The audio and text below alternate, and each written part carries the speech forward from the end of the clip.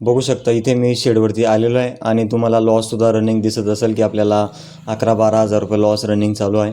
महत्त्वाचं तेच की जॉबमुळे बाकीच्या काही कामांमुळे आपली जी ट्रेडिंग आहे ती चुकीची होत आहे. जस्ट मी जॉबसाठी बाईकवरती बसत होतो, म्हणजे जॉबसाठी येण्यासाठी बाईकवरती बसलो आणि जस्ट मी प्रीमियमचा चार्ट तेव्हा बघितला. तर तुम्ही बघू शकता स्क्रीनवरती फर्स्ट कॅन्डलला मी एंट्री प्लॅन केली. जी फर्स्ट कॅन्डल आहे ती हॅमर टाईपची कॅन्डल मला दिसली. जस्ट मी तिथे मग 203ला प्रीमियम बाय करायला ट्राय केलं आणि बाय बी केलं आणि जस्ट मी लगेच स्टॉप लॉस लावत होतो. असं नाही की मी स्टॉप लॉस लावत नव्हतो. मी सेकंड कॅन्डल म्हणजे जस्ट एंट्री केल्या स्टॉप लॉस लावत होतो.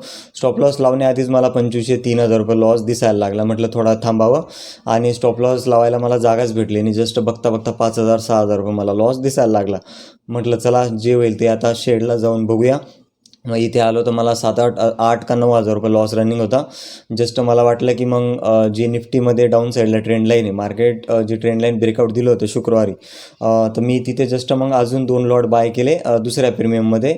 24,200 समथिंग काहीतरी प्रीमियममध्ये मी अजून 2 लॉट बाय केले. तर आता वेट करूया. आज आपला हा आहे 13वा दिवस. आता शुक्रवारी आपला 12वा दिवस होता, पण शुक्रवारी मी काही व्हिडिओ टाकलेला नव्हता. शुक्रवारी मी गावाला गेलो होतो त्याच्यामुळे आजचा जो दिवस आहे 13वा, आपण ह्या दिवसाला 12वा दिवस म्हणून आपण आपली जी सिरीज आहे ती आपण चालू ठेवूया. तर बघूया या ट्रेडमध्ये काय होतं काय नाही. तुम्हाला मी तसं निफ्टीची माझा काय प्लॅन होता निफ्टीमध्ये, मी कॉल काबर घेण्यामध्ये इंटरेस्टेड होतो, तुम्हाला चार्टवरती सांगतो. मी सेबी रजिस्टर नाही आहे आणि मी या व्हिडिओमध्ये तुम्हाला कोणतीही बाईक सेलिंगची ॲडवाइस नाही देत आहे किंवा काही कॉल टिप्स प्रोव्हाइड नाही करत आहे. फक्त माझी पर्सनल ट्रेडिंग जर्नी शेअर करत आहे आणि माझी पर्सनल ॲनालिसिस शेअर करत आहे. कोणाला रिकमेंडेशन नाही आहे. बघू शकता हा आहे तुमचा निफ्टीचा चार्ट. तर माझा काय प्लॅन होता, मार्केट आहे जो तुमचा गॅप डाऊन ओपन झालेला होता बरोबर, पण माझा प्लॅन कॉल साईडलाच होता तरीसुद्धा, कारण जो ट्रेंड एक प्रकारचा प्रिव्हियस डेला ट्रेंड बुलिश होता आणि मार्केट म्हटलं इथे कुठेतरी जस्ट 24,190ला काहीतरी ओपन होत होता. म्हटलं इथे एक प्रकारची डोजी टाईपची कॅन्डल दिसते. जस्ट मी इथे कॉल साईडला प्लॅन करेल, कारण डाऊन साईडला तुम्हाला दिसत असेल एक प्रकारची ट्रेंड लाईन होती बरोबर. मग माझा प्लॅन होता की इथे सपोर्ट घ्यायला पाहिजे निफ्टीने आणि इथून अपसाईड समजा जाऊ शकते, असा माझा पर्सनल प्लॅन होता, कोणाला रिकमेंडेशन नव्हता. त्या बेसिसवरती मी कॉल साईडला एंट्री प्लॅन केली आणि तुम्हाला 1 मिनिटामध्ये दाखवतो. पहिले मी समजा निफ्टीमध्येच 1 मिनिटामध्ये दाखवतो.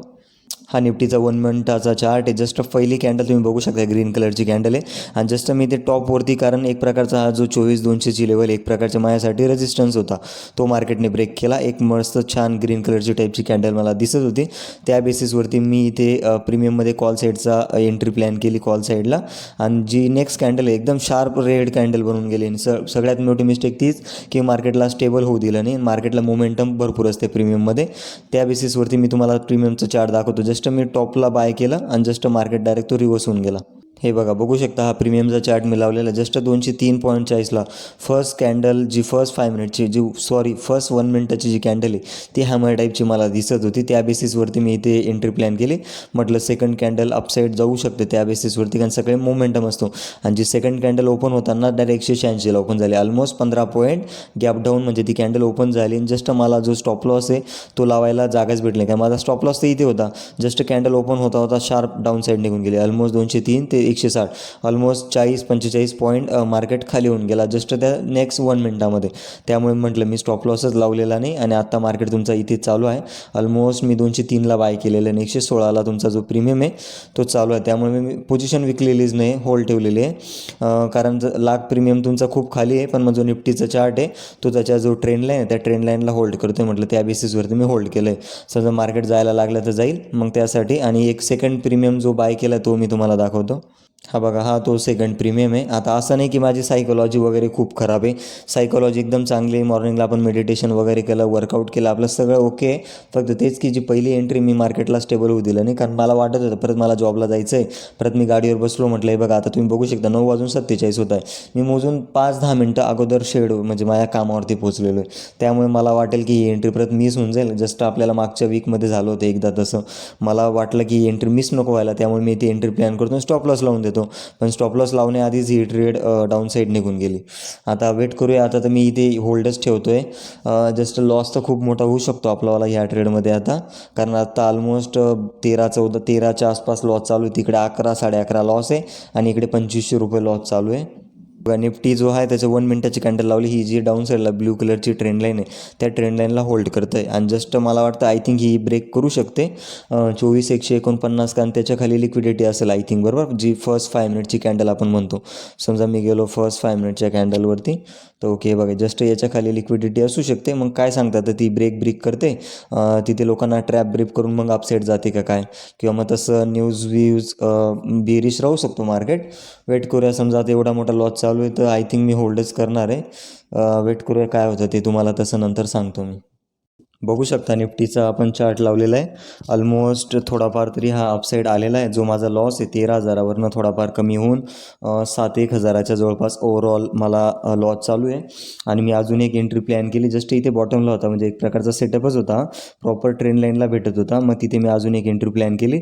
आता मिस्टेक किती छान सेटअप बनलेला आहे बघू शकता तुम्ही. 15 मिनिट टाईम फ्रेमवरती जो बाईंगचा सेटअप असतो नाही का, 15 minute EMA buying setup, power of stock, Subhashis सरचा सेटअप, आणि प्रॉपर माझी जी ट्रेंड लाईन आहे त्याच्यावरतीच प्रॉपर बनलेलं आहे. त्यामुळे मी इथे कॉन्फिडन्स होतो.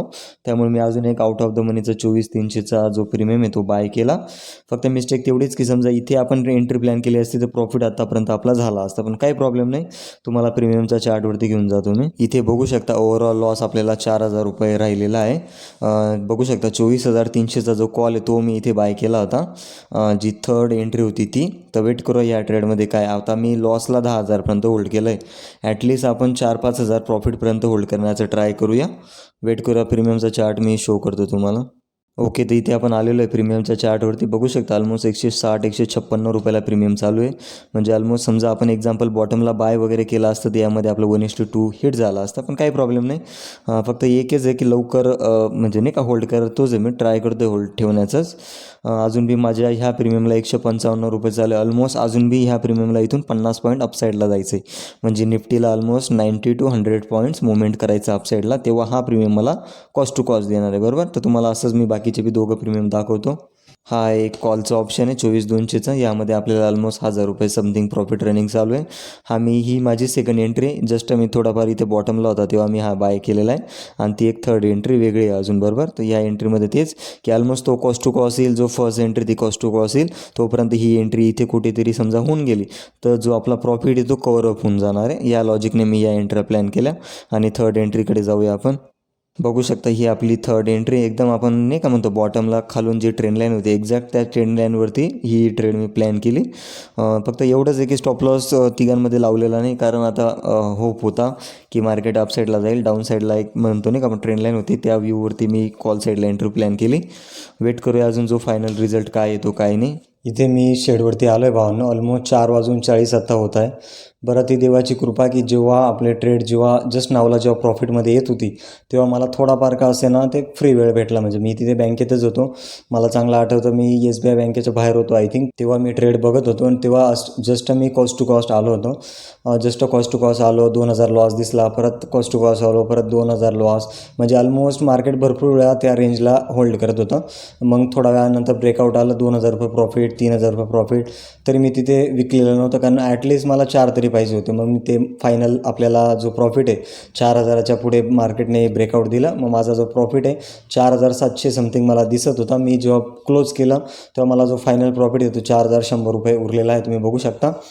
आता ट्रेडची मिस्टेक सांगता येईल, मिस्टेक बी म्हणता येईल, कारण थर्ड एंट्री आपण प्लॅन केली ती आपल्या मिस्टेक्समध्येच आली. पण मग तेच की ॲनालिसिस होती माझ्या प्लॅननुसार, त्यामुळे मी ती थर्ड एंट्री प्लॅन केली.